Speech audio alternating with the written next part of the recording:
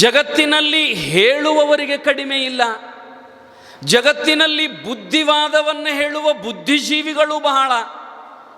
ಆದರೆ ನಿಜವಾಗಿ ಮಕ್ಕಳು ಹಿರಿಯರು ಏನನ್ನು ಅನುಸರಿಸ್ತಾರಂದ್ರೆ, ಯಾರು ಏನು ಹೇಳಿರ್ತಾರಲ್ಲ ಅದನ್ನು ಅನುಸರಿಸೋಕ್ಕಿಂತಲೂ ಯಾರು ಮಾಡಿ ಬದುಕಿ ತೋರಿಸಿರ್ತಾರಲ್ಲ ಅವರಂತೆ ಬದುಕ್ತಾರಂತ, ಅವರಂತೆ ನಡೀತಾರಂತ ಜನ. ಯದ್ಯದಾಚರತಿ ಶ್ರೇಷ್ಠ. ಈ ಜಗತ್ತಿನಲ್ಲಿ ಶ್ರೇಷ್ಠರು ಅಂದರೆ ಈ ಜಗತ್ತಿನಲ್ಲಿ ದೊಡ್ಡವರು ಯಾವ ದಾರಿಯೊಳಗೆ ನಡೆದಿರ್ತಾರಲ್ಲ ಅದನ್ನು ಲೋಕ, ಈ ಜನ ಅನುಸರಿಸ್ತಾರಂತ, ಅದರಂತೆ ನಡೀತಾರಂತ. ನೋಡಿರ್ಬೇಕಾರೆ ನೀವು ಮಣಿಯೊಳಗು ನಮ್ಮ ಕಡೆ ಒಂದು ಮಾತಂತಾರ್ರಿ, ಈ ಕಡೆ ನಾನು ಮೊದಲ ಪ್ರಾರಂಭದೊಳಗೆ ನಮ್ಮ ಹಾಂ ರೀ ಅವರಿಗೆ ಹೇಳಿದೆ, ನಾನು ಬಂದ ಕೂಡಲೇ ಮೊಟ್ಟ ಮೊದಲ ಮಾತು ಏನಂತಂದ್ರೆ, ನಾನು ಬಂದದ್ದು ಒಂದು 2-2.5 ಕಿಲೋಮೀಟರ್ ದೂರದಿಂದ. ನಮ್ಮ ಭಾಗ ಬಾಗಲಕೋಟೆ ಜಿಲ್ಲೆ, ಮತ್ತು ಅಲ್ಲಿ ಭಾಷೆ ಬೇರೆ ನೋಡ್ರಿ, ಇಲ್ಲಿ ಭಾಷೆ ಬೇರೆ. ಒಂದೊಂದು ಶಬ್ದಕ್ಕೆ ಒಂದೊಂದು ಬೇರೆ ಬೇರೆ ಅರ್ಥ ಆಗ್ತಿರ್ತಾವೆ. ನಾನು ಏನೋ ಅನ್ನೋದ್ರೊಳಗೆ ತಾವೇನೋ ಕಲ್ಪನೆ ಮಾಡಿಕೊಂಡು ಎಲ್ಲಿ ತಂದಿರಿ ಸ್ವಾಮಿಗೆ ಇದಕ್ಕೆ ಏನೇನೋ ಮಾತಾಡಕತ್ತದಲ್ಲ ಅಂತ ನೀವು ಅನ್ಬೇಡ್ರಿ. ನಮ್ಮ ಭಾಷೆಯೊಳಗೆ ನಾನು ಹೇಳ್ತಿರ್ತೀನಿ, ತಾವದು ಸರಿ ಅನ್ನಿಸ್ತು ಅಂದ್ರೆ ಸರಿ ಅನ್ರಿ, ಇಲ್ಲಾಂದ್ರೆ ಏನು ಅನ್ನಕ್ಕೆ ಹೋಗ್ಬೇಡ್ರಿ. ಅಂದ್ರೆ ನಾ ಏನಂತೀನಿ ಅಂತಂದ್ರೆ, ನಮ್ಮ ಮನೆಯೊಳಗೆ ಒಂದು ಮಾತಂತಿರ್ತಾರೆ ನಮ್ಮ ಭಾಗದೊಳಗೆ, ಏನಂತಂದ್ರೆ ಹಿರಿ ಅಕ್ಕನ ಚಾಳಿ ಮಣಿ ಮಂದಿಗೆಲ್ಲ ಅಂತ ಅಂತಾರೆ ನಮ್ಮ ಭಾಗದೊಳಗೆ. ಇಲ್ಲೇನು ಅನ್ನಕ್ಕಿಲ್ಲ, ಬಹುತೇಕ ಅನ್ನಂಗಿಲ್ಲ ಅಂತ ನಾ ಅನ್ಕೋತನು ಅಂದರು. ಅಂದರೆ ಇದ್ರ ಶಬ್ದದ ಅರ್ಥ ಏನಂತಂದ್ರೆ, ತಾಯಂದಿರ, ನಾವು ಮಣಿಯೊಳಗೆ ಹಿರಿ ಅತ್ತಿ ಅಂತಿರ್ತಾರ, ಹಿರಿ ಸೊಸಿ ಅಂತಿರ್ತಾರ, ಹಿರಿ ಮಗಳು ಅಂತಿರ್ತಾಳ.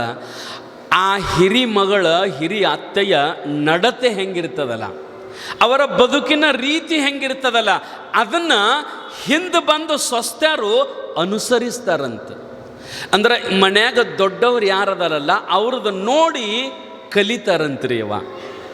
ಇನ್ನೊಂದು ನಿಮ್ಮ ಮನೆಯೊಳಗೆ ಅಂತೀರಿ ನೋಡು, ನಿಮ್ಮ ಮಗಳಿಗೆ ಮಾಡಿ ಕೊಟ್ರಿ ಅಂದ್ರೆ, ಮದುವೆ ಮಾಡಿ ಕೊಟ್ರಿ ಅಂತಂದ್ರೆ ಭಾಳ ಖುಷಿ ರೀ ನಮ್ಮ ತಾಯಂದಿರಿಗೆ. ಒಟ್ಟು ದೊಡ್ಡ ಚಿಂತೆ ನಮ್ಮ ಮಗುಗಳಿಗೆ ಏನಂತಂದ್ರೆ, ಒಟ್ಟು ಮಗಳದ ಲಗುಟ್ಟು ಗಚ್ಚ ಆಗಬೇಕು, ಮಗನಿಗೆ ಲಗುಟ್ಟು ಕನ್ಯಾ ಸಿಗ್ಬೇಕು. ಇವು ಎರಡು ಆದವು ಅಂದ್ರೆ ಅರ್ಧ ಜವಾಬ್ದಾರಿ ಕಡಿಮೆ ಆದಂಗೆ ನಮ್ಮ ಮಗುಗಳದು, ಒಟ್ಟು ಅರ್ಧ ಜವಾಬ್ದಾರಿ ಕಡಿಮೆ ಆದಂಗೆ.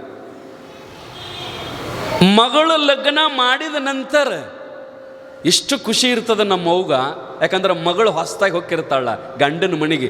ಇಷ್ಟು ಖುಷಿಯಾಗಿರ್ತೈತೆ ನಮ್ಮ ತಾಯಿಗೆ. ಬಾಜು ಗೆಳತಿ ಹತ್ತಕ್ಕೆ ಹೋಗಿ ಕುಂತು ಇಷ್ಟು ಚಂದ ಹೇಳ್ತಿರ್ತಾಳೆ, ಯವ್ವ ನಮ್ಮ ಮಗಳು ನಾಳೆ ನನ್ನ ಮಗಳು ಗಂಡನ ಮನೆಗೆ ಹೊಸ್ದಾಗಿ ನಡೆಯಕ್ಕೆ ಹೊಕ್ಕಾಳ ಅಂತಿರಲ್ರಿ ಹಿಂಗೆ. ನನ್ನ ಮಗಳು ನಾಳೆ ಗಂಡನ ಮನೆಗೆ ಹೊಸ್ದಾಗಿ ನಡೆಯಕ್ಕೆ ಹೊಕ್ಕಾಳ ಅಂತ ಹಿಂಗೆ ಮಂದಿ ಮುಂದೆ ಹೇಳಿ ಖುಷಿಯಿಂದ ನಗ್ತಿರ್ತೀರಿ. ಅಥವಾ ಸಂತೋಷದ ಕಣ್ಣೀರು ಬರ್ತಾವೆ ನಿಮ್ಮ ಕಣ್ಣೊಳಗೆ, ನನ್ನ ಮಗಳು ನಾಳೆ ಹೋಗ್ತಾಳ್ರಿ ಅವ್ವ, ಸಣ್ಣಕ್ಕಿ ದೊಡ್ಡಕ್ಕಿ ಇಲ್ಲೇ ಓಡಾಡಿ ತಿಂದು ಉಂಡು ನನ್ನ ಮಗಳು ಇಷ್ಟು ದೊಡ್ಡದಾಗಿತ್ತು, ನಾಳೆ ನಾನು ಬಿಟ್ಟು ಹೋಗ್ತಾಳೆವ ನನ್ನ ಮಗಳಂತ ಖುಷಿನೂ ಇರ್ತದ, ಸಂತೋಷನೂ ಇರ್ತದ. ಅದ್ರ ಜೊತೆಗೇನಪ್ಪ ಅಂತಂದ್ರೆ ಕಣ್ಣೊಳಗೆ ಒಂದೆರಡು ನೀರು ಬರ್ತಾವೆ. ನನ್ನ ಮಗಳು ನಾಳೆ ಹೊಸ್ದಾಗಿ ನಡೆಯಕ್ಕೆ ಹೋಗ್ತಾಳ. ನಾ ಅಂತೀನ್ರಿ ಮತ್ತು ನಿಮ್ಮ ಮಗಳು ಹೊಸ್ದಾಗಿ ನಡೆಯಕ್ಕೆ ಅಲ್ಲಿಗೆ ಹೊಂಟಾಳಂತಂದ್ರೆ ಇಲ್ಲಿ ನಿಮ್ಮ ಮನ್ಯಾಗ ನಡೆದಿಲ್ಲೇನ್ರಿ? ಇಲ್ಲೇನು ಕಾಲು ಮುರ್ಕೊಂಡು ಬಿದ್ದಿದ್ಲನ್? ಮತ್ತು ಇಲ್ಲಿ ನಮ್ಮ ಮನ್ಯಾಗೂ ನಡೆಯತ್ತಿರ್ತಾಳಲ್ರಿ, ಅಲ್ಲೇನು ಹೊಸ್ದಾಗಿ ನಡೀತಾಳಂತಂದ್ರೆ ನಡೆಯೋ ಶಬ್ದಕ್ಕೆ ಅರ್ಥ ಏನಂತಂದ್ರೆ, ಹೊಸ್ದಾಗಿ ಅಲ್ಲಿ ನಡೆಯಕ್ಕೆ ಹೋಗ್ಕಳಂತಂದ್ರೆ ಏನು? ಗಂಡನ ಮನೆಗೆ ಹೋಗಿ, ಯಾಕಂದ್ರೆ ಗಂಡನ ಮನೆಯ ಪದ್ಧತಿ ಬೇರೆ ಇರ್ತದ, ಇಲ್ಲಿ ನಾನು ತವ್ರ ಮನೆಯಾಗ ಬದುಕಿದ ರೀತಿ ಬೇರೆ ಇರ್ತದ.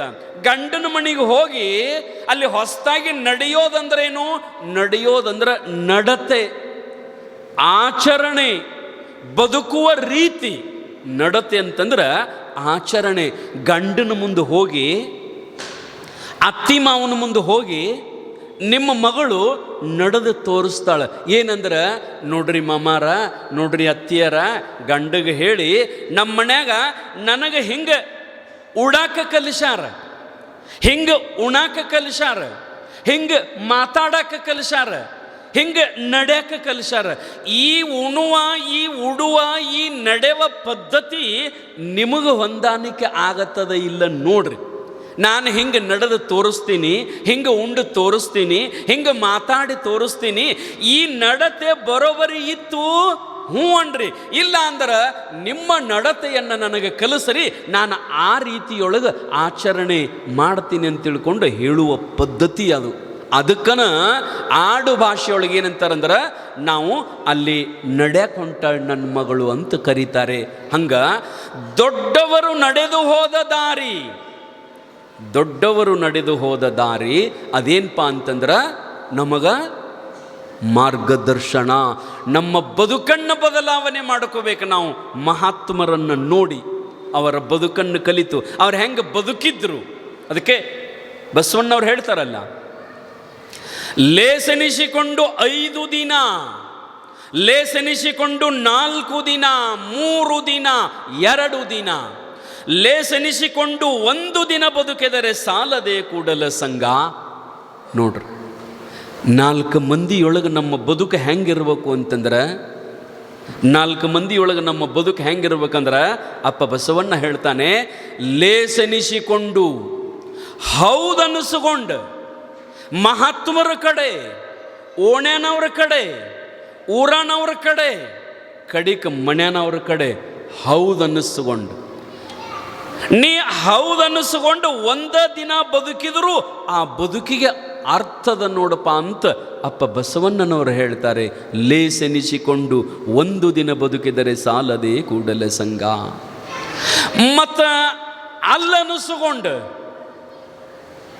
ಮನ್ಯಾಗ ಬೇಸರಾಗಿ, ಭಾಳ ಮಂದಿ ಬೇಸರಾಗಿರ್ತಾರೆ ನೋಡ್ರಿ, ಮನ್ಯಾಗ ಭಾಳ ಮಂದಿ ಬೇಸರಾಗಿರ್ತಾರೆ. ಅದನ್ನು ಯಾರೂ ಅನ್ನಂಗಿಲ್ಲ, ಮನ್ಯಾಗ ಯಾರೂ ಅನ್ನಂಗಿಲ್ಲ. ಬ್ಯಾಸರಾಗಿ, ಮನ್ಯಾಗ ಬ್ಯಾಸರಾಗಿ, ಊರಾಗ ಬ್ಯಾಸರಾಗಿ, ಓಣ್ಯಾಗ ಬ್ಯಾಸರಾಗಿ ನಾವೊಂದು 100 ವರ್ಷ ಬದುಕಿದ್ರು ಆ ಬದುಕಿಗೆ ಅರ್ಥ ಇಲ್ಲ ತಾಯಂದಿರ. ನಾವು ಹೆಂಗಂತಂದ್ರೆ ನಮ್ಮ ಬದುಕನ್ನು ನೋಡಿ ಭಗವಂತ ಖುಷಿ ಪಡ್ಬೇಕು, ಭಗವಂತ ಖುಷಿ ಪಡ್ಬೇಕು. ಹಂಗೆ ನಾವೇನಪ್ಪ ಅಂತಂದ್ರೆ ಬದುಕಬೇಕು ಜೀವನದೊಳಗ. ಲೇಸೆನಿಸಿಕೊಂಡು ಅಂದ್ರೆ ಹದ್ದ ಎಷ್ಟೋ ವರ್ಷ ಬದುಕ್ತದ, ಪರಂತು ಆ ಹದ್ದಿನ ಅವಶ್ಯಕತೆ ನಾವು ಬದುಕಿದರೆ ಅರ್ಥ ಇಲ್ಲ. ನಮ್ಮ ಬದುಕು ಹೆಂಗಂತಂದ್ರೆ ಸಾರ್ಥಕಮಯವಾಗಿರ್ತಕ್ಕಂಥ ಬದುಕಾಗಿರಬೇಕು ಪುಣ್ಯಾತ್ಮರೇ, ಬದುಕಾಗಿರ್ಬೇಕು. ನಿಮ್ಗೆ ಗೊತ್ತಿರ್ಬೇಕು, ನಮಗೆಲ್ಲ ಏನು ಅಂತಂದ್ರೆ ಒಂದು ಆಸೆ ಇರ್ತದೆ ತಾಯಂದಿರ. ಮಹಾತ್ಮರು ಹೆಂಗೆ ದೊಡ್ಡವರಾದ್ರಲ್ಲ, ಅವರ ಬದುಕು ಇಡೀ ಜಗತ್ತಿಗೆ ಪರಿಚಯ ಆಯಿತಲ್ಲ, ಅವರ ಬದುಕಿನ ಪದ್ಧತಿ ಹೆಂಗಿತ್ತು, ನಮ್ಮ ಬದುಕಿನ ಪದ್ಧತಿ ಹೆಂಗದ. ಇವತ್ತು 12ನೇ ಶತಮಾನದಲ್ಲಿ ಆಗಿ ಹೋಗಿರತಕ್ಕಂಥ ಎಲ್ಲ ಶರಣರು, ಸಾವಿರ ಶರಣರು, ಒಬ್ಬರೂ PhD ಮಾಡಿಲ್ಲ, ಒಬ್ಬರೂ ಡಿಗ್ರಿ ಓದಿಲ್ಲ, ಒಬ್ಬರೂ ಕಾಲೇಜ್ ಕಟ್ಟಿ ಏರಿಲ್ಲ, ಒಬ್ಬರೂ ಹೈಸ್ಕೂಲ್ಗೆ ಹೋಗಿಲ್ಲ ಬಹುತೇಕ. ಆದ್ರೆ ಇವತ್ತು ಅವರ ಮಾತನಾಡಿದ ಒಂದೊಂದು ಮಾತು, ಬರೇ ಅವರ ಆವತ್ತು ಮಾತನಾಡಿದ ಒಂದೊಂದು ಮಾತು ಇವತ್ತ ವಚನದ ರೂಪದಲ್ಲಿ ತಾಯಂದಿರ. ವಚನದ ರೂಪದೊಳಗ ಇಡೀ ವಿಶ್ವವೇ ಇಂಗ್ಲೀಷಿನೊಳಗೆ, ಕನ್ನಡದೊಳಗೆ, ಹಿಂದಿಯೊಳಗೆ, ಮರಾಠಿಯೊಳಗೆ, ಎಲ್ಲ ಭಾಷೆಗಳೊಳಗೆ ಆ ವಚನಗಳನ್ನು ವಿಶ್ಲೇಷಣೆ ಮಾಡ್ತಾರೆ ಇವತ್ತು ಎಲ್ಲರೂ. ಮತ್ತು ನಾವು ಬರೆದಂಗೆ ಶರಣರು ವಚನ ಬರೆದಿಲ್ರಿ. ಮತ್ತು ನಮ್ಮೂ ವಚನ ಇರ್ತಾವೆ, ನಾವು ವಚನ ಬರಿತೀವಿ. ನಾವು ಹೆಂಗೆ ವಚನ ಬರಿತೀವಿ ಅಂತಂದ್ರೆ ಅವ್ರದ್ದೊಂದು ವಚನದ ಪುಸ್ತಕ ತೊಗೊತೀವಿ, ಇವ್ರದ್ದೊಂದು ವಚನದ ಪುಸ್ತಕ ತೊಗೊತೀವಿ, ಅವ್ರದ್ದೊಂದು ಸಾಲು ಇವ್ರದ್ದೊಂದು ಸಾಲು ತೊಗೊಂಡು ನಮ್ಮದೊಂದು ಏನಾರ ಅಂಕಿತ ನಾಮ ಹಾಕಿ ನಮ್ಮದೊಂದು ವಚನ ನೋಡ್ರಿ ಇದಂತ ನಾವು ತೋರಿಸ್ತೀವಿ. ಆದ್ರೆ ಶರಣರು ಹಿಂಗೆ ಬುಕ್ಕ ತಗೊಂಡು, ಪೆನ್ ತಗೊಂಡು ವಚನಗಳನ್ನು ಬರಿಬೇಕಂತ ಬರೋದಿಲ್ಲ. ಅವ್ರು ಹೆಂಗಂತಂದ್ರೆ ಸುಮ್ಮನೆ ಹಿಂಗೆ ಎಲ್ಲರೂ ಅನುಭವ ಗೋಷ್ಠಿಯೊಳಗೆ ಕುಂತಾಗ ಅವ್ರದ್ದೊಂದು ಪದ್ಧತಿ. ಹಿಂಗೆ ಅನುಭವ ಮಂಟಪ ಬಸವ ಕಲ್ಯಾಣದೊಳಗೆ ಅಪ್ಪ ಅವರು ಕುಂತಂಗ ಮಧ್ಯದೊಳಗೆ ಅಲ್ಲಮಾಪ್ರಭುಗಳು, ಅಣ್ಣ ಬಸವಣ್ಣ, ಚನ್ನ ಬಸವಣ್ಣ, ಮುಂದಿನ್ನುಳಿದ ಎಲ್ಲ ಶರಣರು, ಒಂದು ಕಡೆ ಸಾವಿರಾರು ಶರಣರು, ಒಂದು ಕಡೆ ಸಾವಿರಾರು ಶರಣೀಯರು, ಇವರೆಲ್ಲ ಕುಂತು ತಾವು ದಿನನಿತ್ಯ ಏನು ಕಾಯಕ ಮಾಡಿರ್ತಿರಲ್ಲ ಆ ಕಾಯಕದ ಮಹತ್ವವನ್ನು ಇಲ್ಲಿ ತಮ್ಮ ಅನುಭವದ ಮೂಲಕ ಹೇಳ್ತಿದ್ರು ಅವರು. ಎಲ್ಲ ಶರಣೆಯರ ಮಧ್ಯದೊಳಗೆ, ಎಲ್ಲ ಶರಣರ ಮಧ್ಯದೊಳಗೆ ಅಲ್ಲಮಾಪ್ರಭುಗಳ ಮುಂದೆ ಅವರು ಮಾಡಿದ ಕಾಯಕವನ್ನು ಹೇಳ್ತಿದ್ರು. ಅವರೆಲ್ಲನೂ ಹೇಳುವ ಸಂದರ್ಭದೊಳಗೆ ಏನವರು ಪ್ರಭುದೇವರರು ಮಾತಾಡ್ತಿದ್ರು, ಅವರಿಗೆ ಸಂಬಂಧಪಟ್ಟಂಗೆ ಶರಣರು ಮಾತಾಡ್ತಿದ್ರು, ಹೆಣ್ಣು ಮಕ್ಕಳ ಶರಣೆಯರು ಮಾತಾಡ್ತಿದ್ರಲ್ಲ, ಅವರ ಮಾತನಾಡಿದ ಮಾತನ ಇವತ್ತು ವಚನ ನೋಡ್ರಿ. ಇವ ಹೆಂಗದ, ಅವತ್ತು ಮಾತನಾಡಿದ ಮಾತು ಇವತ್ತು ವಚನ. ಆದ್ರೆ ನಮ್ಮಂಗ ಮಾತಾಡಿಲ್ಲ ಅವರು. ಅವರ ಮಾತು ಹೆಂಗಂತಂದ್ರೆ ಅನುಭವದ ಅಂತರಾಳದಿಂದ ಅರಳಿ ಬಂದ ಮೌನದಾಚೆಯ ಮಾತುಗಳೇ ಇವತ್ತು ವಚನಗಳು. ಇವತ್ತು ದಾಸಿವಾರ ಅಲ್ಲಮ ಅಕ್ಕಮ್ಮ ಬಸವರ